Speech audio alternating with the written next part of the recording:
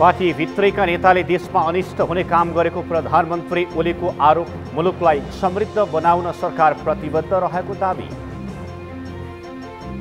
संविधान विपरीतका सरकारका कामलाई साथ नदिन राज्यका निकायलाई विपक्षी गठबन्धनको आग्रह। दीर्घकालीन महत्त्वका काम नगर्न सरकारलाई सुझाव। संसद विघटनको मुद्दामा आज न्यायाधीशबारे बहस आज पनि हेर्दैमा राखियो।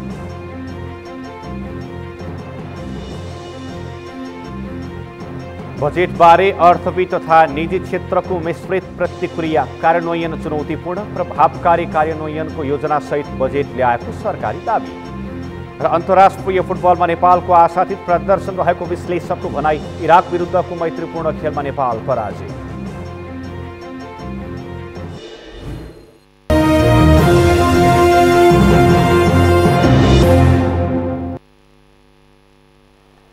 नमस्कार, सगरमाथा प्राइम समाचारमा स्वागत छ। म प्रसन्न ढुङ्गाना। अब समाचार विस्तारमा। प्रधानमन्त्री केपी शर्मा ओलीले पार्टी भित्रैका नेताबाट देशको अनिष्ट हुने काम भइरहेको आरोप लगाउनु भएको छ। प्रधानमन्त्री ओलीले नेता माधव कुमार नेपालप्रति इङ्गित गर्दै नेतृत्व नै धमिलो भएपछि कार्यकर्तामा गलत प्रभाव परेको बताउनुभयो। तेस्रो राष्ट्रिय महिला अधिकार दिवसका अवसरमा बालुवाटारमा आयोजित कार्यक्रममा प्रधानमन्त्री ओलीले राजनीतिक दल र तिनका नेता अनुशासनहीन, अराजक, पार्टी निर्देशन विपरीत फ्लोर क्रस गर्ने, पार्टी विरुद्ध जाने, दुनियाँमा कतै नहुने बताउनुभयो। प्रधानमन्त्री ओलीले राजनीतिक स्वतन्त्रतासँग सामाजिक न्याय र समानता भएपछि मात्रै वास्तवमा लोकतान्त्रिक समाज निर्माण हुने र जनताको व्यवस्था हुने बताउनुभयो। समृद्धि र समानता भएको स्थानमा लोकतान्त्रिक समाज हुने भन्दै उहाँले प्रजातान्त्रिक समाज निर्माण गर्न नागरिक स्वतन्त्रता, राजनीतिक हक अधिकार, सामाजिक हक अधिकार, समृद्धि र न्यायसहितको समानताको सुनिश्चितता हुनुपर्ने बताउनुभयो। उहाँले महिला हक अधिकार र समानताको आन्दोलन महिलाको मात्रै हो भनेर नठान्न र पुरुषहरूलाई पनि महिलाप्रति सहयोगी, महिला आन्दोलन आकाङ्क्षा र प्रयासप्रति सकारात्मक र सहयोगी भूमिका निर्वाह गर्न आग्रह गर्नुभयो।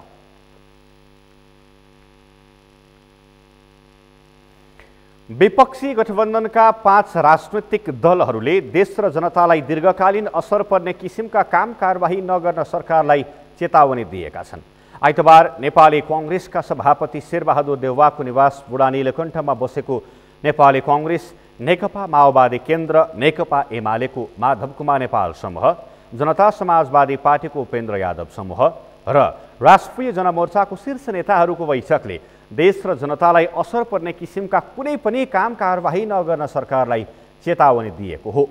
बैठकपछि जारी गरिएको संयुक्त प्रेस वक्तव्यमा सो चेतावनी दिँदै सरकारको संविधान विपरीत र अलोकतान्त्रिक काममा सहयोग नहुन राज्यका सबै अङ्ग र निकायहरूलाई आग्रह समेत गरिएको छ। बैठकले प्रधानमन्त्री ओलीले संविधान उल्लङ्घन गरी अध्यादेशबाट बजेट ल्याएको पनि निष्कर्ष निकालेको छ। बैठकपछि सञ्चारकर्मीहरूलाई प्रतिक्रिया दिँदै जनता समाजवादी पार्टीका नेता राजेन्द्र श्रेष्ठले संसद छल्दै अध्यादेशबाट बजेट ल्याउने कार्य स्वेच्छाचारिता र अधिनायकवादी शैली भएको बताउनुभयो।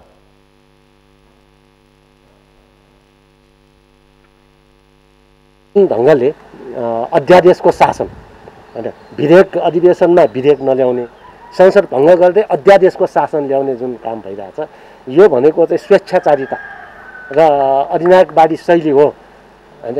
यो चाहिँ तपाईको तानाशाहहरूले मात्रै गर्ने गर्छ। यस्तो किसिमको चाहिँ संसद छलेर जुन बजेट ल्याउने काम भएको छ, यो पनि गलत छ भन्ने कुरामा पनि हामी एकमत भयौँ। गठबन्धनले सर्वोच्च अदालतबाट न्याय पाउनेमा विश्वास पनि व्यक्त गरेको छ। जसपाका नेता श्रेष्ठले संसद विघटन अवैध र असंवैधानिक भएका कारण पुनर्स्थापना हुने कुरामा 5 दल विश्वस्त रहेको बताउनुभयो। र सम्मानित अदालतले विगतमा पनि यस बारेमा सही निर्णय दिएर अगाडि चाहिँ आएको हो र संसद पुनर्स्थापना भएको थियो। र अहिले पनि यो विगतकै नजिरको आधारमा जुन सम्माननीय प्रधान न्यायाधीशको नेतृत्वमा 5 सदस्यीय समितिबाट त्यति बेला हैन इजलासबाट जे निर्णय भएको थियो, त्यसैलाई नजिरमाथि टेकेर हेर्दा पनि यो चाहिँ अहिले अवैध र असंवैधानिक भएको हुँदाखेरि यो पुनर्स्थापना हुन्छ भन्ने कुरामा र सम्मानित सर्वोच्च अदालतले न्याय दिन्छ भन्ने कुरामा हामी विश्वस्त छौँ भन्ने एउटा कुरा हो। विपक्षी गठबन्धनले संविधान र लोकतन्त्रको पक्षमा एकताबद्ध भई आवाज उठाउन सम्पूर्ण राजनैतिक दलका नेता, कार्यकर्ता तथा जनतालाई आह्वान समेत गरेको छ।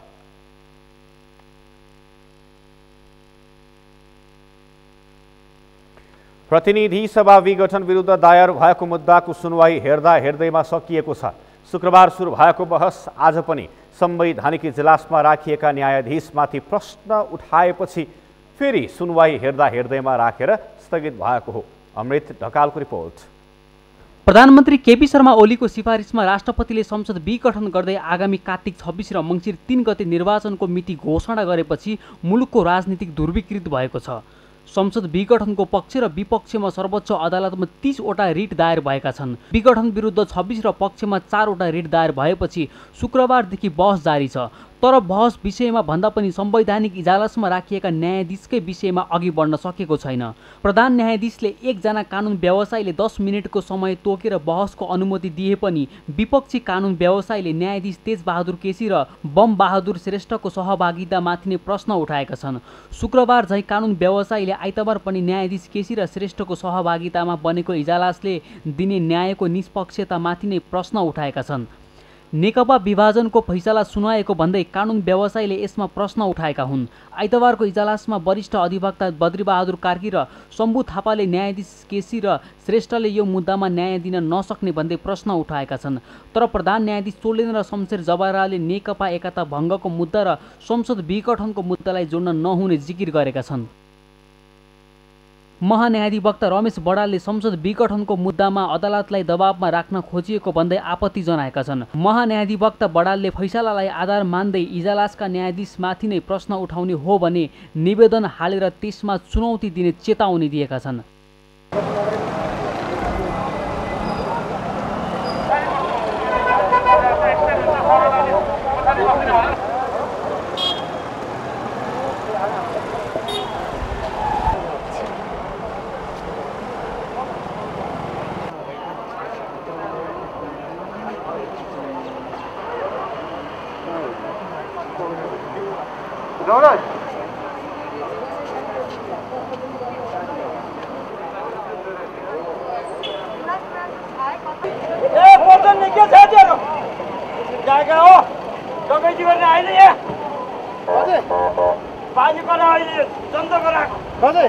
दुई पक्षबीच मुद्दामा भन्दा पनि इजलासमा सहभागी न्यायाधीशको विषयमा विवाद भएपछि आइतबार पनि संसद विघटन विरुद्धका मुद्दा हेर्दैमा राखेर स्थगित भएको हो। कानुनी क्षेत्रका जानकारहरूले भने मुद्दामा भन्दा पनि इजलास गठन र न्यायाधीशको अनुहारका आधारमा न्यायको पूर्व अनुमान गर्दै भइरहेका विवादलाई न्यायालयको गिर्दो साग भनेका छन्। सगरमाथा टेलिभिजनका लागि अमृत ढकालको रिपोर्ट। सरकारले आगामी वर्षका लागि सार्वजनिक गरेको बजेट कार्यान्वयन हुने दावी गरेको छ। विज्ञहरूसँगै निजी क्षेत्रले समेत बजेट सकारात्मक भए पनि कार्यान्वयन हुनेमा शङ्का व्यक्त गरेका बेला सरकारले भने आशंका नगर्न आग्रह गरेको हो। चुनावका लागि बजेट विनियोजन नभएको आशंका कायमै रहेका बेला अर्थमन्त्री विष्णु पौडेलले तोकिएकै मितिमा चुनाव हुने र त्यसका लागि आवश्यक बजेट विनियोजन गरिएको बताएका छन्। अमृत राज काफ्लेको रिपोर्ट। अध्यादेश मार्फत आगामी आर्थिक वर्षको बजेट सार्वजनिक गरेका अर्थमन्त्री विष्णु पौडेलले कार्यान्वयन हुनेमा शङ्का नगर्न आग्रह गरेका छन्। बजेटमा समावेश गरिएका विषय सुनाउनका लागि मात्रै नभएको भन्दै मन्त्री पौडेलले व्यवस्थित तरिकाले कार्यान्वयनमा लैजाने बताए। सरकारले चुनावका लागि आवश्यक बजेट विनियोजन गरेको र स्वतन्त्र र निष्पक्ष ढङ्गले निर्वाचन सम्पन्न गर्ने सम्पूर्ण सामर्थ्य परिचालन गर्ने समेत उनले बताएका छन्। निर्वाचन त एउटा राष्ट्रिय अभिभावक रूपमा हाम्रा सामने उपस्थित भएकै छ। यो निर्वाचन आउने निर्वाचनलाई हामी स्वतन्त्र निष्पक्ष ढङ्गले सम्पन्न गर्ने कुरामा सरकारको यथेष्ट ध्यान छ। हामी त्यसका निमित्त पनि हामीले चाहिँ हाम्रो सम्पूर्ण सामर्थ्य परिचालित गर्छौँ भन्ने कुरामा म विश्वास दिलाउन चाहन्छु। र निर्वाचनका निमित्त पनि यो सरकारले यथेष्ट महत्त्व दिएको बजेटले यथेष्ट महत्त्व दिएको छ। सरकारले महामारी नबिर्सिएको र मुख्य चुनौतीको रूपमा स्वीकार गरेर त्यसै अनुसारको राजस्वका नीति र कार्यक्रमका साथमा बजेट ल्याएको सरकारको दाबी छ। सरकारलाई पूर्ण बजेट ल्याउने अधिकार नभएको भन्दै काम चलाउ बजेट ल्याउनु पर्ने टिप्पणी गरेको भए पनि सरकारले भने संविधान अनुसारकै बजेट ल्याएको बताएको छ। बजेट प्रस्तुत गर्ने हो भने पनि काम चलाउ बजेट प्रस्तुत गर्न पाइन्छ, समग्र बजेट प्रस्तुत गर्न पाइँदैन, पूर्ण आकारको बजेट प्रस्तुत गर्न पाइँदैन। सरकारले काम गर्ने हो भने काम चाहिँ गर्ने नै हो भने पनि काम चलाउ गर्नुपर्छ। यस प्रकारका टिप्पणीहरू पनि यस बिचमा आएका छन्। म व्यक्त विचारका प्रति फेरि पनि म सम्मान भन्न चाहन्छु र सँगसँगै म केही स्पष्ट गर्न चाहन्छु भने यो सरकारले जुन बजेट प्रस्तुत गरेको छ यो हाम्रो संवैधानिक व्यवस्था अन्तर्गतको बजेट हो। हाम्रो संविधानले जे प्रबन्ध गरेको छ तदनुकूल यो बजेट प्रस्तुत भएको छ। सरकारले आगामी आर्थिक वर्ष 6.5% आर्थिक वृद्धि दर हासिल गर्ने लक्ष्यसहित 16 खर्ब बढीको बजेट सार्वजनिक गरेको थियो। बजेटमा 6 खर्ब 78 अर्ब बढी चालु खर्च र 3 खर्ब 74 अर्ब बढी रकम विकास निर्माणका लागि विनियोजन गरिएको छ। जुन बजेटको धेरै ठुलो हिस्सा 10 खर्ब बढी राजस्व सङ्कलन गर्ने लक्ष्य सरकारको छ। वैदेशिक अनुदानबाट 63 अर्ब सङ्कलन गर्ने लक्ष्य लिएको सरकारले 3 खर्ब विदेशी ऋण लिने र 2 खर्ब आन्तरिक ऋण लिने योजना अघि सारेको छ। तर चालु आर्थिक वर्षमा समेत लक्ष्य अनुसारको स्रोत परिचालन गर्न नसकेको सरकारले आगामी आर्थिक वर्षका लागि लक्ष्य बढाएको अवस्थामा कार्यान्वयनमा जोखिम रहेको विज्ञहरूले बताएका छन्। सगरमाथा टेलिभिजनका लागि क्यामेरामा केशव तिमिल सिन्हाका साथमा अमृत राज काफ्ले, काठमाडौँ। आदरणीय दर्शकवृन्द, बजेटबारे कुरा गर्न अर्थविद डाक्टर गोविन्द पोखरेल प्रत्यक्ष सम्पर्कमा हुनुहुन्छ। डाक्टर गोविन्द पोखरेल सर, यहाँलाई स्वागत छ सगरमाथा समाचारमा। हजुर नमस्कार, धन्यवाद र सबैले साँझको शुभ सन्ध्या। हजुर, बजेटका बारेमा मिश्रित प्रतिक्रिया आए, तपाईँको प्रतिक्रिया के छ, सुनौ न। अब बजेटमा सबभन्दा राम्रो पक्ष भनेको सरकारले खोप ल्याउनको लागि रकम छुट्याएको छ। अब यसबाट के आशा गरौँ भने सरकारले अनुदानमा नभए पनि किनेर भए पनि नेपाली जनताहरूलाई यो महामारीबाट बच्नको लागि खोप लगाउन सक्नेछ। यो चाहिँ एउटा सकारात्मक पक्ष भयो। र केही विशेष गरी अब तल्लो तहका मान्छेहरूको कसैको तलब कसैको भत्ताहरू जुन वृद्धि गरेको छ त्यसले तल्लो तहमा समाजका तल्लो तहमा रहेर काम गर्ने वर्गलाई यसले राम्रो गरेको छ। तर समग्रमा बजेटमा हेर्दाखेरि यो बजेट ऋणमा आधारित, अब करिब अहिलेको चालु आर्थिक वर्षमा 11 खर्ब जति खर्च होला। तर अहिले जुन 16.5 खर्ब जतिको बजेट ल्याइयो त्यसको मतलब करिब 33 देखि 34% ठुलो बजेट, आफूले खर्च गर्न सक्ने हैसियतभन्दा ठुलो बजेट सरकारले लिएको छ। किनभने न कुनै संरचनामा परिवर्तन भएको छैन, अहिले कोरोनाको महामारी छ, कुनै नीतिगत परिवर्तन गर्न सकेको छैन सरकारले, कुनै पनि संरचनाको क्षमता परिवर्तन गर्न सकेको छैन। र त्यही संरचना, त्यही नीति, त्यही फ्रेमवर्कमा फेरि यति ठुलो बजेट खर्च गर्छु भन्नु चाहिँ यो पोखरेलजी भने पछाडि यहाँको आशय चाहिँ यो कार्यान्वयनमा शङ्का छ भन्ने कुरा हो। सरकार 4वटा बजेट हामीले हेर्यौं, सधैँभरि पुँजीगत खर्च घटाउने, चालु खर्च बढाउने जुन हिसाबले गरिराख्यो। किनभने अहिले करिब 2 खर्ब जतिको बजेट पोहोर सालभन्दा बढेको छ। तर हेर्नुहोस् पुँजीगत खर्च 4 अर्ब रुपियाँले घटाइएको छ। यसले के देखाउँछ भने सरकारले निरन्तर सबै 68 सालदेखि सुरु भएको, तर यो सरकार पूर्ण बहुमतको सरकार आएपछि यसो गर्दैन होला भन्ने जुन थियो त्यसको विपरीत सरकारले चालु खर्च, फजुल खर्च बढाउने तर पुँजीगत खर्च घटाउने जुन एक किसिमको गरेछ त्यसले अब एउटा चाहिँ जुन ट्रेन्ड भविष्यमा पनि नराम्रो राख्नेको त्यो एउटा छ भनेदेखि धेरै आयोजनाहरू तपाईले 75, 76, 77, 77, 77, 78 का थुप्रै बजेट पल्टाएर हेर्नुभयो, चाहे त्यो सुरुङ मार हुन्, चाहे प्रसारण लाइन हुन्, चाहे जलविद्युत आयोजना हुन्, लगायत थुप्रै आयोजनाहरू फेरि पनि सम्पन्न गर्ने, कसैको विस्तृत अध्ययन फेरि गर्ने, फेरि यही वर्ष सुरु गर्ने भनेर त्यही कुराहरू दोहोऱ्याएर चाहिँ राखेको छ। र धेरै सबै वर्गलाई चित्त बुझाउँदो भन्दाखेरि बजेट छरिएको छ। ऋण लिएर कनीकुथी गरेर राजस्व उठाएको बजेट यसरी छर्दाखेरि 3-4वटा हामीलाई घाटा हुन्छ। यसरी बजेट छर्दाखेरि एउटा त बजेट छर्दाखेरि आयोजना समयमा सम्पन्न हुन्न, किनभने अहिले नै फास्ट ट्र्याकमा जम्मा 8.5 अर्ब रुपियाँ राखेको छ। सायद फास्ट ट्र्याकलाई चाहिने जति पैसा दिएर टेन्डरिङ गरेर अहिले नै सम्पन्न गर्न पायो भने फास्ट ट्र्याक कम मूल्यमा बन्थ्यो। र यदि हामीले आयोजनालाई चाहिने जति बजेट दिएनौँ, थोरै बजेट दियौँ भने आयोजनाको समयावधि लम्बिँदै जान्छ र आयोजनाहरू महँगो हुँदै जान्छ र हामीलाई चाहिँ जनतालाई त्यसको प्रत्यक्ष अप्रत्यक्षमा ठुलो भार पर्छ। दोस्रो कुरा, यिनी धेरै आयोजना नयाँ नयाँ कार्यक्रम ल्याएपछि मन्त्रालयको र अन्य संस्थाहरूको सम्पूर्ण संयन्त्र कार्यविधि गराउनुमा चाहिँ उसको समय सकिन्छ। कार्यविधि बनाउँदैमै जस्तै तपाईँले च्यालेन्ज फन्ड भन्ने 2072 सालको बजेटमा ल्याइएको थियो, अहिले पनि त्यही घोषणा गरिरहेका छौँ, किनभने त्यसको कार्यविधि अहिलेसम्म राम्रोसँग बनाउन सकिएको छैन। त्यस कारणले पुरा कर्मचारी संयन्त्र कार्यविधि बनाउनलाई नै आधा समय जाने भएको हुनाले यिनी कार्यान्वयनमा जान्नन्। अर्को चाहिँ यो धेरै छर्दाखेरि व्यापक चुहावट हुने सम्भावना बढी हुन्छ र यो रकमको दुरुपयोग हुन सक्ने र दुरुपयोग भएपछि हामीले आशा गरेको अनुसार प्रतिफल नआउन सक्छ। त्यस कारणले यो रकम छर्ने जुन प्रवृत्ति छ त्यो पनि नराम्रो देखियो। त्यस कारणले यो सरकारले ल्याएको बजेट र थुप्रै ऋणमा आधारित छ। अहिले पनि 5 खर्ब करिब 60 अर्ब जति ऋण लिने भनेको छ, जबकि यो सरकार आएको 3 वर्षमा ऋण 7 खरबभन्दा बढी लियो। तर ऋण लिनु नराम्रो होइन। ऋण लिएर हामीले ठुला ठुला पूर्वाधार, एयरपोर्ट, विद्युत प्रसारण लाइनहरू बनाउँथ्यौँ भने त्यो राम्रो हुन्थ्यो। तर चालु खर्च धान्नलाई पनि अब ऋण लिनुपर्ने अवस्थामा जुन पारेर जुन बजेट ल्याइएको छ, त्यस कारणले समग्रमा हेर्दाखेरि केही सामाजिक क्षेत्रमा, स्वास्थ्य क्षेत्रमा, विशेष गरी स्वास्थ्य क्षेत्रमा खोपको लागि हो, नत्र भने अस्पतालहरू बनाउने, आइसियु बेडहरू बनाउने, प्रदेशमा स्थानीय तहमा सबै अस्पताल बनाउने कुरा चाहिँ यो अहिले जुन चालु बजेटमा पनि उल्लेख गरिएको थियो, जुन कार्यान्वयन हुन सकेन। त्यस कारणले एउटा कार्यान्वयन पक्षलाई ध्यान नदिएको, किनभने हामीलाई जुनसुकै पनि आयोजना परियोजना सम्पन्न गर्नको लागि त्यसको पूर्व तयारी हुनुपर्छ, त्यसको लागि आवश्यक बजेट चाहिन्छ, त्यसको लागि हामीसँग भएको संरचनाले काम गर्छ कि गर्दैन, यदि त्यो संरचनाले काम गर्ने नयाँ नयाँ खालका संरचनाहरूको विकास गर्नुपर्छ, अहिले भएका नीतिगत अप्ठ्यारा के हुन् त्यसलाई सम्बोधन गर्नुपर्छ, त्यसपछि त्यो खालको जनशक्ति विकास गर्नुपर्ने हुन्छ। त्यतातिर बजेटको धेरै ध्यान दिएको छैन र कुनै कुनै असफल कार्यक्रमहरू, प्रधानमन्त्री यो रोजगार कार्यक्रममा एकजना व्यक्तिले औसतमा 16 दिन मात्रै रोजगारी पाएछ 1 वर्षमा।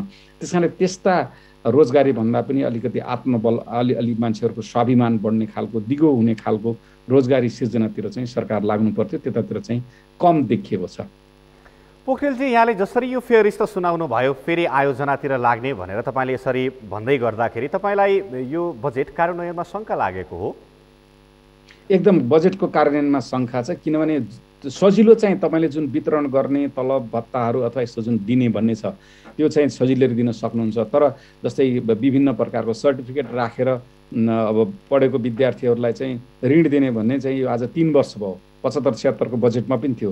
तर अहिलेसम्म सुन्दाखेरि करिब 150 जना मान्छेले मात्रै यो ऋण पाएको जस्तो देखिन्छ। त्यस कारणले यस्ता कार्यक्रमहरू जुन कार्यान्वयन हुन नसक्ने, अन्य सरकारवालासँग समन्वय नगरेको, त्यसलाई नीतिगत अप्ठ्याराहरू दिनुको लागि नफुकाएको, अब टनेल थुप्रै राखेका छौँ, 75-76 को बजेटदेखि अहिलेसम्म टनेलका भाषण भइराखेका छन्, तर तिनी टनेलहरूको सर्वे गर्ने मान्छेहरू हामीसँग छ कि छैन, त्यो टनेलहरूलाई स्पेसल हिसाबले हेर्ने हामीसँग सरकारी संरचना छ कि छैन, निजी क्षेत्रको त्यो खालको क्षमता छ कि छैन, त्यतातिर चाहिँ हामीले ध्यान नदिकन मन्त्रीले पैसा र बजेटको नाम राख्दैमा विकास हुन्छ भन्ने हाम्रो देशमा त्यो ठेगान छैन। किनभने हाम्रो नीतिगत अप्ठ्यारा छन्, संरचनागत अप्ठ्यारा छन्, हाम्रो आवश्यक रकम समयमा जाँदैन र हाम्रो त्यो खालको जनशक्ति हामीले विकास गरेका छैनौँ। त्यो कुरालाई सम्बोधन नगरिकन लोकरिजाइका खालले बजेट राखेर चाहिँ उपलब्धि हासिल हुँदैन। पोखरेलजी, तपाईँले कार्यान्वयन हुन सक्दैन त्यसमा शङ्का छ भनेर भन्दै गर्दाखेरि अर्थमन्त्रीले त निश्चित योजनाका साथ ल्याएकाले जसरी पनि कार्यान्वयन हुन्छ भन्नुभएको छ, यसमा चाहिँ के हो तपाईँको बुझाइ, के हो तपाईँको प्रतिक्रिया चाहिँ के हो? अब हामीले तपाईँलाई अथवा यो चाहिँ तपाईँको अब प्रख्यात सगरमाथा टेलिभिजन जसलाई तपाईँहरूले तेस्रो आँखा भन्नुहुन्छ, हेर्नुहुने सुन्नुहुने सबै साथीहरूलाई म यो गएको 3 वर्षको 75-76, 76-77 र 77-78 को बजेट हेर्ने गर्छु र धेरैजसो रेल, ट्रान्समिसन लाइन, बाटो, सडक चौडा गर्नेदेखि लिएर थुप्रै अस्पतालका वडा 1200 वडामा चाहिँ अस्पताल बनाउने भनेदेखि लिएर सबै जति पनि कार्यक्रम छन् तिनी दोहोरिएर तिनी अर्कै ल्याङ्ग्वेजमा, अर्कै भाषामा अलिकति परिष्कृत भएर चाहिँ आएका चाहिँ हुन्। त्यसमा नयाँपन कुनै छैन। नयाँपन छ भने केही तल्लो वर्गलाई राहत दिने, अब ज्येष्ठ नागरिकहरूलाई भत्ता दिने र यो खोप किन्ने चाहिँ एउटा नयाँ आयाम हो।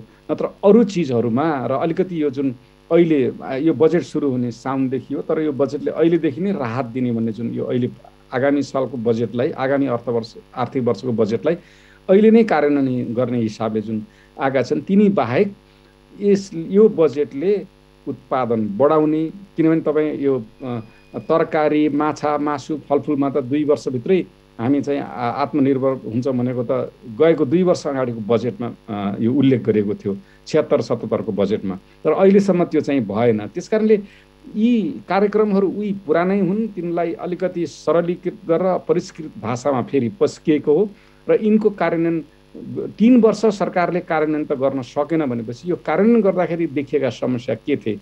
निर्माण सामग्री प्राप्त नहुनु, हाम्रा यो जग्गा प्राप्तिको लागि समस्या हुनु, वातावरणीय क्लियरेन्सको लागि समस्या हुनु, जनशक्ति हामी कहाँ नहुनु, त्यसको लागि चाहिने काम गर्ने संरचनाहरू जुन हेर्ने चाहिँ इन्स्टिट्युसनहरू हामी कहाँ चाहिँ राम्रो सबल नहुनु, त्यतातिर चाहिँ जुन फोकस गर्नुपर्ने थियो यो 3 वर्षको भोगाई र सिकाइले, त्यसको भोगाई र सिकाइ चाहिँ बजेटमा रिफ्लेक्ट भएको चाहिँ देख्न सकिएन।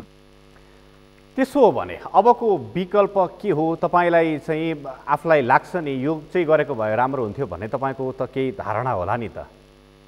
अब अहिले बजेट ल्याउनु भएको छ, चालु खर्च थुप्रै छ, अझै पनि डेलराज खनालको आयोगले जुन दिएका सुझावहरू छन् त्यसलाई अझै पनि कार्यान्वयनमा गरेर, जस्तै अहिले थुप्रै चिजहरू उहाँले फेज आउट गर्नुभएको छ, त्यसलाई कार्यान्वयन गरेर रकम अलिकति चालु खर्च हामीले जोगाउँ र त्यो चालु खर्चबाट हामीले 3-4 वटा चिज गरौँ। एउटा त नीतिगत सुधार, कहाँ कहाँ समस्या छ ठुला आयोजनाहरूलाई त्यतातिर हेरौँ, एउटा संरचनाहरूलाई अलिकति रिफर्म गरौँ र जनशक्ति बढाउँ। जस्तै कुनै जिल्लामा कुनै क्षेत्रमा थुप्रै आयोजनाहरू छन् जहाँ चाहिँ प्राविधिक जनशक्ति एकदम कम छ, अथवा क्षमता कन्ट्र्याक्ट म्यानेजमेन्ट गर्न सक्ने, प्राविधिक रूपले टनेलिङको डिटेल डिजाइन, डिटेल कस्टिङ, टेन्डरिङ डकुमेन्टहरू बनाउन सक्ने यदि प्राविधिक छैन भने 3 महिना 6 महिना जति पनि हुनसक्छ तिनीहरूलाई स्वदेशमा अथवा विदेशमा लगेर तालिम दिएर त्यो सरकारी संयन्त्रमा त्यस्ता जनशक्तिहरूको विकास गर्ने। र हामीले केही आयोजना गर्न सक्दैनौँ भने हामीले कोल्याबोरेसन गरौँ, जोइन्ट भेन्चर भनेर जुन अरू विकसित देशका निजी क्षेत्रलाई स्वागत गरेर ल्याएर हाम्रो निजी क्षेत्रसँग सहकार्य गराएर यी ठुला ठुला पूर्वाधारमा उहाँहरूलाई संलग्न गराउन सक्यो भनेदेखि अनि बल्ल अहिलेको बजेटको केही अंश र आगामी दिनमा पनि विकास हुन सक्छ। नत्र भने फेरि पनि मैले यहाँलाई दोहोऱ्याएर भन्छु, कुनै व्यक्ति अमुक व्यक्ति मन्त्री भएर कुनै आयोजनाहरूको नाम उल्लेख गरेर बजेट छुट्याउँदैमा यो देशमा ती आयोजनाहरू सम्पन्न हुन्नन्। हामीले अपरतामा कोशी, फास्ट ट्र्याक, हामीले थुप्रै आयोजनाहरूका चमेलियादेखि थुप्रै हेरेका थियौँ हाम्रा सडकहरू किन भएनन् भन्ने कुराको अहिलेसम्म 3 वर्षसम्म सबल एकदम बहुमतको सरकार चलाउँदाखेरि पनि त्यो देख्न नसक्नु र त्यसको लागि सम्बोधन गर्न नसक्नु चाहिँ हामीलाई विडम्बना हो। त्यस कारणले म फेरि पनि अनुरोध गर्छु, अझै पनि समय छ, फजुल खर्च घटाउनुहोस् र त्यसबाट हाम्रा प्राविधिक जनशक्तिहरू, संरचनामा काम गर्ने जनशक्तिहरू, निजी क्षेत्रको क्षमता र नीतिगत सुधारहरू गरेर जानुभयो, त्यो अझै पनि गर्न सकिन्छ भनेपछि बल्ल यो बजेटको कार्यान्वयन राम्रोसँग हुन्छ। जुन पूर्व तयारी बिना जुन हामीले थुप्रै आयोजनाहरू यहाँ उल्लेख गरेका छौँ, 75-76बाट तिनी सुरुङका नामहरू प्रत्येक वर्ष प्रत्येक अर्थमन्त्रीले पढ्नु भएको छ, तर अहिलेसम्म जापानले सहयोग गरेको बाहेक अरू सुरुङ हामीले 1 किलोमिटर पनि सुरुङ चाहिँ खन्न सकेका छैनौँ। यी कुराहरूलाई ध्यानमा राखेर अब बजेट आइसक्यो, यसको राजनीतिक पक्ष, यसको संवैधानिक पक्षको बारेमा अरू साथीहरूले, राजनीतिज्ञहरूले आलोचना गर्नुहोला, किनभने यसको विवाद छ। भोलि संसद पुनर्स्थापना भयो, यो सरकार भएन भने यो बजेटको भविष्य के हुन्छ, यसको कार्यान्वयन कसरी हुन्छ भन्ने कुरामा तिनी कानुनी, नीतिगत, संवैधानिक कुरा, राजनीतिक बहस अर्को पाटो होला। तर यही बजेट यदि जाने नै भयो भने यसको कार्यान्वयन पक्षमा चाहिँ फेरि पनि मैले मान्य अर्थमन्त्रीज्यू र सरकारमा बस्ने साथीहरूलाई, नेतृत्वलाई के अनुरोध गर्छु भने जुन समस्या धेरै पटक राष्ट्रिय योजना आयोगले पनि त्यो लिस्ट गरेछ तिनको सम्बोधन गर्नेतिर अब समय खर्चिनुहोस्, ताकि यो रकम चाहिँ कनिका छरे जसरी छरे पनि त्यसको चाहिँ केही मात्रामा अचुहाट भयो भने राम्रोसँग प्रयोग होस् र राखिएका योजनाहरू कार्यान्वयनमा अगाडि बढुन्। पोखरेलजी, हामी लगभग कुराकानीको अन्तिममा छौँ। अन्तिममा एउटा मेरो जिज्ञासा, अहिले शिक्षा, स्वास्थ्य, त्यसै गरी निर्माण व्यवसायीहरूले पनि यो बजेट निकै राम्रो छ भनेर कुरा आइराखेको अवस्थामा यहाँले जुन जुन कुराहरू गर्नुभयो, यी सबै कुराकानी सुन्दै गर्दाखेरि सरकारले यो चर्चा कमाउने उपाय बटुलेको हो? मैले भने नि अब यो अलिकति चुनावमुखी बजेट छ। अब तपाईँलाई 75-76कै बजुन जस्तै शैक्षिक प्रमाणपत्रबाट लोन लिने, च्यालेन्ज फन्ड प्रोजेक्ट बेसमा चाहिँ विदेशबाट फर्केका मान्छेलाई लोन दिने, 1200 वार्डमा स्वास्थ्य संस्थाहरू गर्ने, 100भन्दा बढी बेड भएको अस्पतालमा ज्येष्ठ नागरिक कक्ष बनाउने, यी सबै कुरा तपाईँले पश्चिम सेतुको निर्माण सुरु गर्ने, यस कुनै पनि नयाँ कुरा यसमा छैनन्। तपाईँ हेर्नु भने सबै सुरुङ भयो, विकास तराई मधेसमा चाहिँ थुप्रै 22-25वटा सहरहरू विकास गर्ने, मध्य पहाडी राजमार्गलाई 4 लाइन गर्ने, यिनी कुरा चाहिँ कुनै पनि नौलो होइन। त्यस कारणले म के भन्न चाहन्छु भने फेरि पनि यी सबै केही कार्यक्रम बाहेक मैले भने खोप किन्ने एउटा जुन पैसा छुटाउनु भएको छ त्यो राम्रो छ र स्वास्थ्यमा राखेका अन्य कार्यक्रमहरू कार्यान्वयन होला भन्ने यो अहिले चालु वर्षमा कार्यान्वयन नगरेको कारणले गर्दा आगामी वर्ष पनि कार्यान्वयन हुन्छ भन्ने कुनै विश्वास गर्न सकिन्न। यसको राम्रो पक्ष भनेको तल्लो वर्गलाई केही चुनावलाई लक्षित गरेर आर्थिक भार पर्ने भए तापनि तल्लो वर्गमा काम गर्ने जुन स्वयंसेविका खोपहरू लगाउने स्वास्थ्य स्वयंसेविका र यो बाल शिक्षामा पढाउने तल्लो जरको जुन तल्लो तहमा काम गर्ने थोरै तलब पाउने स्वयंसेवकहरूलाई र ज्येष्ठ नागरिकहरूलाई अलिकति भत्ता बढाएर केही नागरिकहरूलाई खुसी पार्ने जुन प्रयास गरिएको छ त्यो बाहेक यो बजेटमा कुनै नौलो छैन। सबै वर्गलाई खुसी पार्छु भन्दाखेरि त्यो सबै रकमहरू 5 खर्ब 60 अर्ब ऋण खोजेर ल्याएको र नेपालीहरूको पसिनाबाट निकालेको जुन राजस्व 10 खर्ब हुन्छ त्यो कनिका छरे जसरी बाँडिएको छ त्यसको उपलब्धि त्यति हुनेवाला जस्तो छैन। हस् डाक्टर पोखरेल, यहाँलाई समय र संवादका निम्ति धेरै धेरै धन्यवाद। दर्शकवृन्द, उहाँ हुनुहुन्थ्यो अर्थविद डाक्टर गोविन्द पोखरेल। हामीले उहाँसँग बजेटका विषयमा कुरा गऱ्यौँ। हामी सगरमाथा प्राइम समाचारमा छौँ।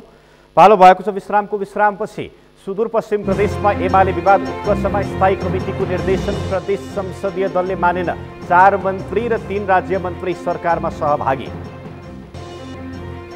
नेपालमा संक्रमित भन्दा निको हुने धेरै, आज 6205 संक्रमित निको, 4369 संक्रमित थपिए। र सरकार बजेट कार्यान्वयनको बाटोमा लाग्ने अर्थमन्त्रीको भनाई, प्रभावकारी कार्यान्वयनको योजना सहित बजेट ल्याएको दावी।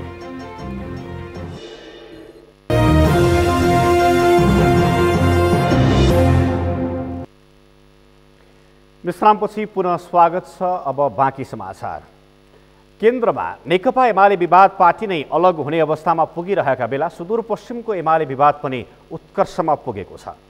एमाले स्थायी कमिटी बैठकले माओवादी नेतृत्वको सुदूरपश्चिम सरकारबाट फिर्ता हुँदै समर्थन समेत फिर्ता गर्न निर्देशन दिएको थियो। तर सो निर्देशन पालना नभई प्रदेश संसदीय दलले गत शुक्रबार सोही सरकारमा 4 मन्त्री र 3 राज्यमन्त्री थपेपछि विवाद झन बढेको हो। कैलालीबाट दिनेश विष्टको रिपोर्ट। सुदूरपश्चिम प्रदेश सरकारलाई दिएको समर्थन फिर्ता गर्दै सरकारबाट समेत फिर्ता हुन प्रदेश 3 मन्त्रीलाई एमाले स्थायी कमिटीले निर्देशन दिएको थियो। तर एमाले शुक्रबार 3 मन्त्री फिर्ता बोलाउँदै 4 मन्त्री र 3 राज्य मन्त्री थप्यो।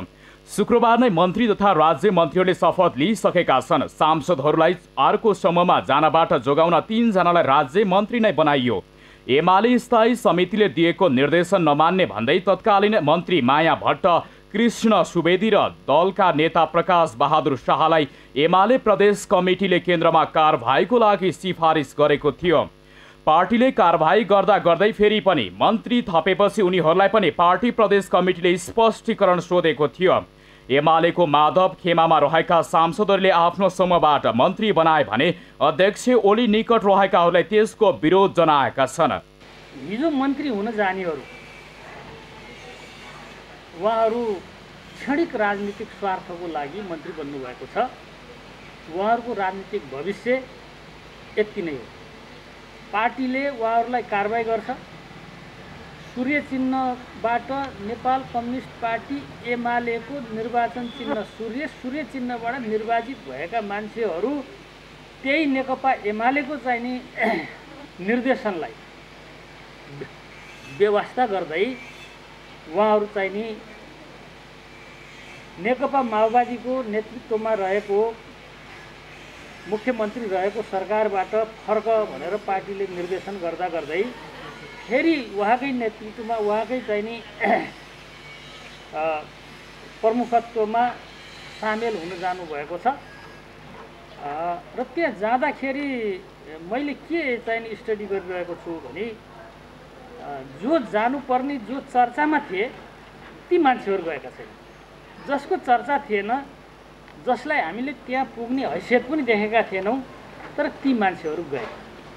तत्कालीन एमाले उपाध्यक्ष भीम रावलले गृह प्रदेश रहेको सुदूरपश्चिममा उनकै दबदबा छ, तर पछिल्लो समय उनले आफ्नै टिम समेत मिलाउन नसक्दा प्रधानमन्त्री तथा अध्यक्ष केपी शर्मा ओली समूहमा जानेको सङ्ख्या पनि बढ्दै गएको छ।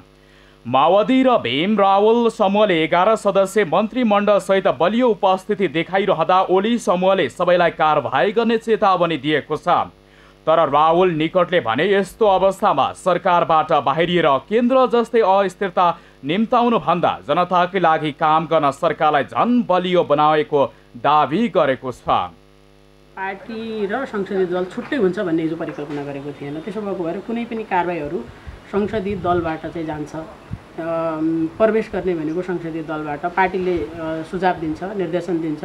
पार्टीको सुझावलाई लिएर निर्देशनलाई आत्मसात गरेर संसदीय दलभित्र संसदीय दलले व्हिप लगाउँछ। त्यो व्हिप उल्लङ्घन गरेको खण्डमा उहाँले के अरे कुनै मान्य सदस्यज्यूहरूले अहिले जुन दलबाट निर्वाचित हुनुभएको छ त्यो दल परित्याग गरेको खण्डमा, उहाँले राजीनामा दिएको खण्डमा र मृत्यु भएको खण्डमा चाहिँ कुनै पनि मान्य सदस्यहरू त्यो संसदीय दलको सदस्य अथवा प्रदेश सभाको अथवा प्रतिनिधि सभाको सदस्य रहनुहुन्न। यो अवस्थाहरू चाहिँ छ। तर अब योभन्दा बाँकीको कुराहरू चाहिँ कारबाहीको परिकल्पना चाहिँ गरेको छैन। आन्तरिक मामिला तथा कानुन मन्त्री प्रकाश शाह, सामाजिक विकास मन्त्री कृष्णराज सुवेदी र उद्योग पर्यटन वन तथा वातावरण मन्त्री माया भट्टलाई फिर्ता बोलाएर नयाँ अनुहारलाई अवसर दिएर सुदूरपश्चिमको मन्त्रीमण्डललाई पूर्णता दिएको थियो। आन्तरिक मामिला तथा कानुन मन्त्रीमा पूर्ण जोशी, भौतिक पूर्वाधार विकास मन्त्रीमा दीर्घ सोडारी, आर्थिक मामिला मन्त्रीमा प्रकाश शाह, सामाजिक विकास मन्त्रीमा लाल बहादुर खड्का र उद्योग वन तथा वातावरणमा मन्त्री मान बहादुर धामीलाई नियुक्ति गरिएको थियो। सगरमाथा टेलिभिजनका लागि कैलालीबाट दिनेश विष्टको रिपोर्ट।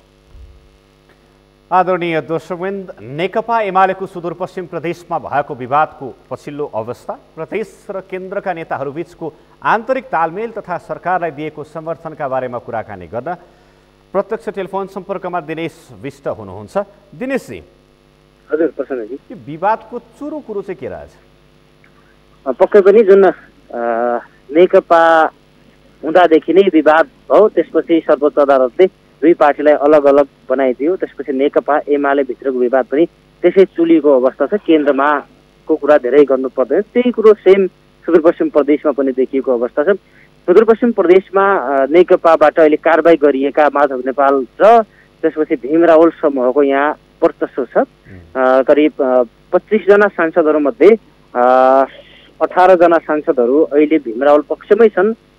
केही सांसदहरू 7 जना सांसदहरू उता खुले पनि, केपी शर्मा ओली समूहतिर पुरै खुले पनि यी खुल्न बाँकी छ। तर उहाँहरूले 10-12 जना पुगिसकेको दाबी गरिराख्नु भएको छ ओली समूहले। यहाँ त्यो श्रृङ्खला हुँदै जसरी नेकपा माओवादी केन्द्र नेतृत्वको सरकार, त्रिलोचन भट्ट माओवादी केन्द्रबाट विजयी हुनुहुन्छ, उहाँ नेतृत्वकै सरकारमा नेकपा एमाले सामेल थियो। जुन नेकपा भएपछि नै सरकार बनेको अवस्था गठबन्धनमै। त्यसपछि 3वटा मन्त्री नेकपा माओवादीका थिए भनेपछि 4वटा मन्त्री एमालेबाट थिए।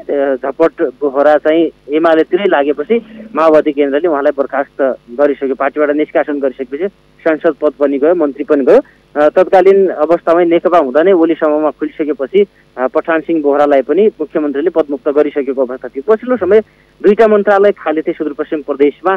त्यो बेला नै अलि यो स्थायी कमिटी माथि नै अब फरक खेमा भइसकेपछि सुदूरपश्चिम प्रदेश सरकारलाई पनि स्थायी कमिटी बैठकले नेकपा एमाले फिर्ता हुन निर्देशन दिएको थियो। मन्त्रीहरूलाई फिर्ता भएर सरकारको समर्थन पनि फिर्ता लिन निर्देशन दिइसकेको अवस्था थियो। तर त्यो निर्देशन दिएसँगै 3 जना मन्त्री थिए माधव समूहको, त्यो मन्त्रीहरूले यही स्पष्टीकरण दियो र 3 जना मन्त्री नै त्यसपछि शुक्रबार मात्रै 3 जना मन्त्रीले नै मन्त्रीलाई राजीनामा दिन लगायो। मुख्यमन्त्रीले पदमुक्त गर्यो उहाँहरूलाई र त्यसपछि फेरि मन्त्रीमण्डल नै बन्यो। नेकपा एमाले माधव समूहबाट 3 जना मन्त्रीहरू, 4 जना मन्त्रीहरू जानुभयो र 3 जना राज्य मन्त्रीहरू जानुभयो। यो बिचमा विवाद चर्किएको छ। एकातर्फ ओली समूह जुन मुख्य खेमा छ त्यसले फिर्ता बोलाइरहँदा, कारबाही गरिरहँदा माधव समूह जुन सुदूरपश्चिम प्रदेशको नेता हुनुहुन्छ भीम रावल समूहले प्रदेश सरकारमा गइरहेको अवस्था छ। सरकार नै बनायो, मन्त्रीमण्डल 11 सदस्य नै बनाएको अवस्था छ। त्यही कारणले अब विवादकै कारण उहाँहरू मन्त्रीमण्डलमा जाने र अर्कोतर्फ मुख्य एमाले नेकपा एमाले पार्टीले कारबाही गरिरहने श्रृङ्खला केन्द्र जस्तै यहाँ पनि चलिरहेको अवस्था छ। अहिले सुदूरपश्चिम प्रदेशको सरकार नेकपा माओवादी नेतृत्वमा मुख्यमन्त्री सहित 2जना थप मन्त्री र अन्य मन्त्री 1जना माओवादीको राज्य मन्त्री हुनुहुन्छ। अन्य माधव नेपाल समूहको यहाँ मन्त्रीमण्डल माधव नेपाल समूह र माओवादी समूहको तयार छ। यसमा स्पष्टीकरण पनि सोधिएको अवस्था छ मन्त्रीहरू र राज्य मन्त्रीहरूलाई। यो विवादले अब कारबाहीको श्रृङ्खला पनि हामीले यहाँको नेताहरूसित कुरा गऱ्यौँ। ओली समूहको कारबाही तुरुन्तै हुन्छ, उहाँहरूलाई संसद पदबाट र पार्टीबाट निष्कासन हुन्छ भन्ने सम्मका कुराहरू हामीलाई गर्नुभएको छ। विष्णुजी, तपाईँले यो विवादमा मुछिएका कुनै जनप्रतिनिधिको केही प्रतिक्रिया पक्का पनि लिनुभयो होला। विशेष गरी जनमतको सदुपयोग गर्ने पाटोतिर नलागिकन आफ्नो कुर्सी बचाउने बाटोतिर चाहिँ खासमा किन लाग्ने रहेछन्? अहिलेको हामीले तपाईँले प्रश्न गरेकै हामीले पनि प्रश्न गरेका थियौँ। अहिलेको अवस्थामा सुदूरपश्चिम प्रदेश सरकार अहिलेको एउटा के छ भनेपछि अब नेकपा एमालेको 25 जना छन्, 2 जना जसपाको ती पनि महन्त ठाकुरतिरका हुन्। त्यसपछि 25 जनामै पुग्नुहुन्छ हाम्रो उतापट्टि माओवादी र कङ्ग्रेसको सरकार। माओवादी कङ्ग्रेस मिले पनि सरकार नबन्ने, त्यसमा जसपा नजाने, अनि एमाले र जसपा मिलेर पनि सरकार नबन्ने, 1 जना कम हुने, त्यसमा माओवादी केन्द्र र अब सरकार नै एमालेको नेतृत्व बनाउन खोज्दा पनि माओवादी केन्द्र र कङ्ग्रेस पनि नआउने त्यो तल भन्ने सम्भावना अहिले अस्थिरता जाने जस्तो भयो। त्यो कारणले हामीले यस्तो सङ्कटको बेलामा प्रदेशलाई अस्थिरतर्फ जानुभन्दा पनि अहिलेको अवस्थालाई यो सङ्कटसँग जुझ्नका लागि हामीले यो अस्थिरता ननिम्त्याएको हो। पार्टीले निर्देशन त गर्यो, तर हामीले यहाँको जानकारी पार्टीलाई गराएका छौँ। यो अवस्था सङ्कटको अवस्था आउन सक्छ यो महामारीमा।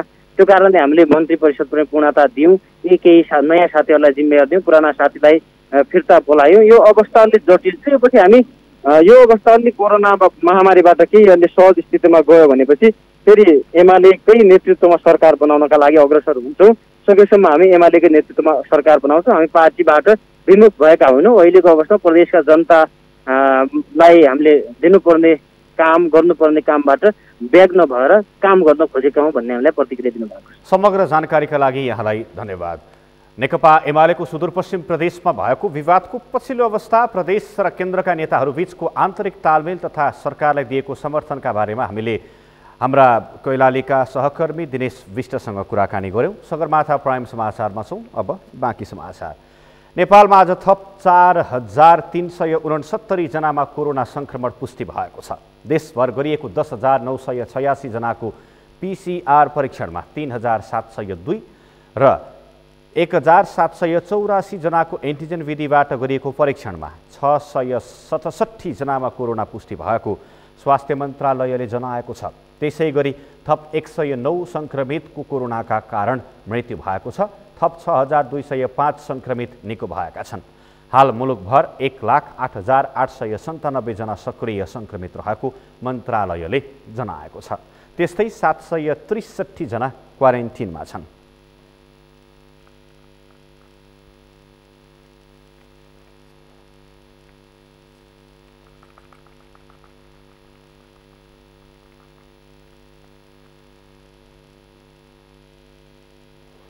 उदयपुरको कटाली नगरपालिकाले नगरभित्रका कोरोना सङ्क्रमणबाट ज्यान गुमाएका परिवारलाई आर्थिक सहयोग उपलब्ध गराउने भएको छ। नगरपालिकाले प्रति मृतक 25,000 रुपैयाँ मृतकका परिवारलाई दिने भएको हो। नगर कार्यपालिकाको बैठकले प्रति मृतक परिवार 25,000 रुपैयाँ दिने निर्णयसँगै कोरोना सङ्क्रमणबाट होम आइसोलेसन बसेका नागरिकहरूलाई किट समेत उपलब्ध गराउने निर्णय गरेको नगर प्रमुख ज्ञानेन्द्र श्रेष्ठले जानकारी दिनुभयो। मेयर श्रेष्ठले कोरोना सङ्क्रमणबाट ज्यान गुमाएका नगरवासीलाई सहज होस् भन्ने उद्देश्यले रकम दिने निर्णय गरिएको जानकारी दिनुभयो।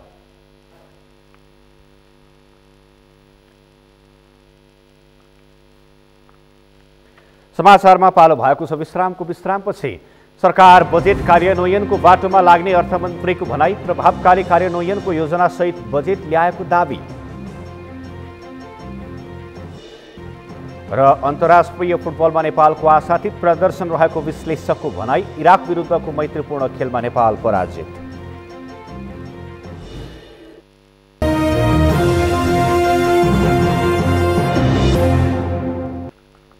समाचारको अन्त्यमा प्रमुख समाचार फेरि एकपटक पार्टी भित्रैका नेताले देशमा अनिष्ट हुने काम गरेको प्रधानमन्त्री ओलीको आरोप। मुलुकलाई समृद्ध बनाउन सरकार प्रतिबद्ध रहेको दावी। संविधान विपरीतका सरकारका कामलाई साथ नदिन राज्यका निकायलाई विपक्षी गठबन्धनको आग्रह। दीर्घकालीन महत्त्वका काम नगर्न सरकारलाई सुझाव। संसद विघटनको मुद्दामा आज न्यायाधीशबारे बहस आज पनि हेर्दा हेर्दैमा राखियो।